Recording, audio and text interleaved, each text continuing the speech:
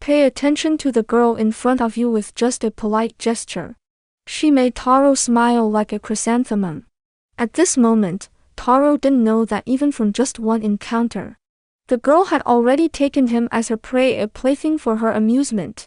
Taro came to Gold City and successfully got a job at the mayor's election office. Here, the stench of money hung in the air. For the mayoral candidate was a famous local landlord, and even the local gangsters had become his henchmen.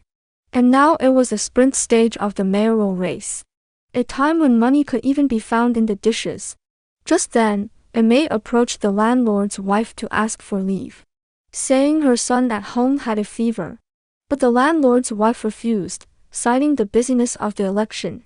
Taro, passing by, offered to help with cleaning if that was all needed. And so, Taro got exactly what he wanted. He made it into the landowner's mansion, once again taking up the job of cleaning toilets. The real reason he wanted to clean was to see the girl again. Suddenly Taro looked at the toilet before him again. His mind couldn't stop wandering, and his body instinctively leaned toward the toilet. Just then, a scream made Taro plunge his head into the toilet. The one who came was exactly the girl from before, whose name was Naoko, the landlord's daughter.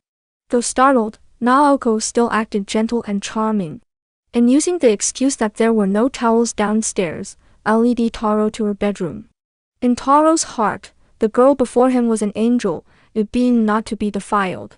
But while Taro was examining the room, Naoko behind him actually started changing clothes in front of him.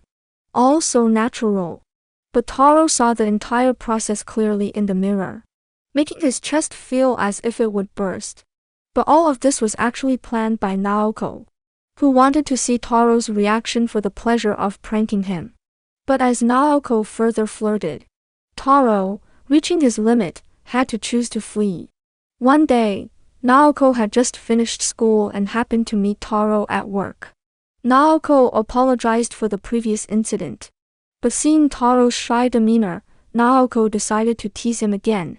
Oh, no. Oh my god, she's not wearing a bra! This time Taro wasn't as lucky as before, for everything was cleverly designed, and the scenario unfolded according to Naoko's plan. While the kind-hearted Taro thought Naoko was frail and felt compassion for her, seeing Taro fall into the trap, Naoko smiled knowingly, then gave Taro a love letter. She herself walked away shyly. Taro opened the letter, which asked Taro to sneak into her room at 11:30 p.m., saying she had something to tell him, and even thoughtfully drew a route for him. Seeing this, Taro vowed to go even if it meant death. That night Taro arrived at Naoko's room as promised.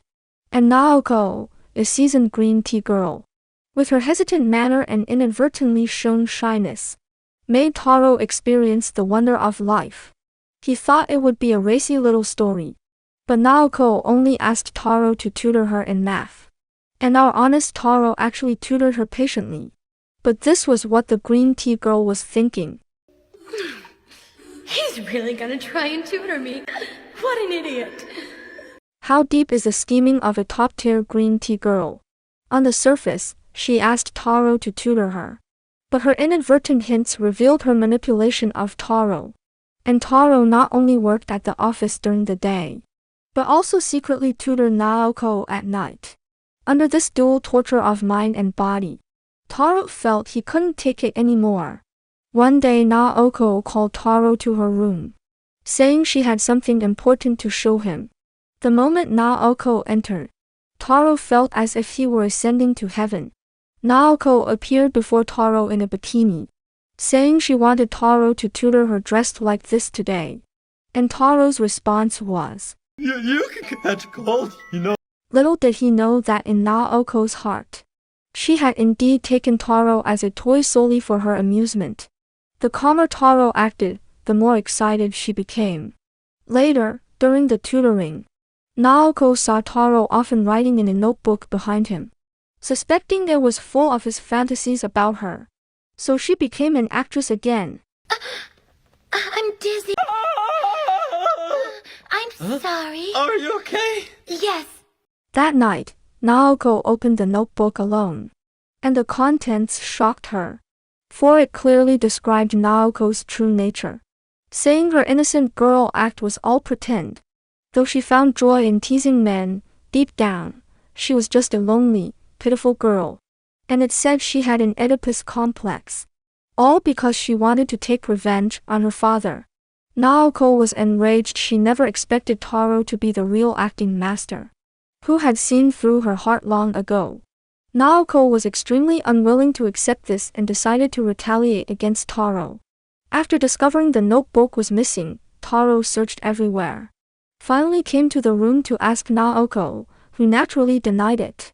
But Naoko picked up pre-prepared scissors, and in front of Taro cut up all her clothes, finally putting the scissors into Taro's hands.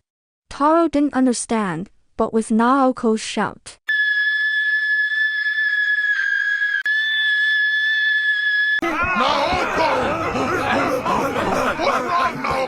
Naoko felt secretly pleased, as if seeing Taro kneel and beg for mercy, and hoping Taro would say he did such a stupid thing because he loved her too much.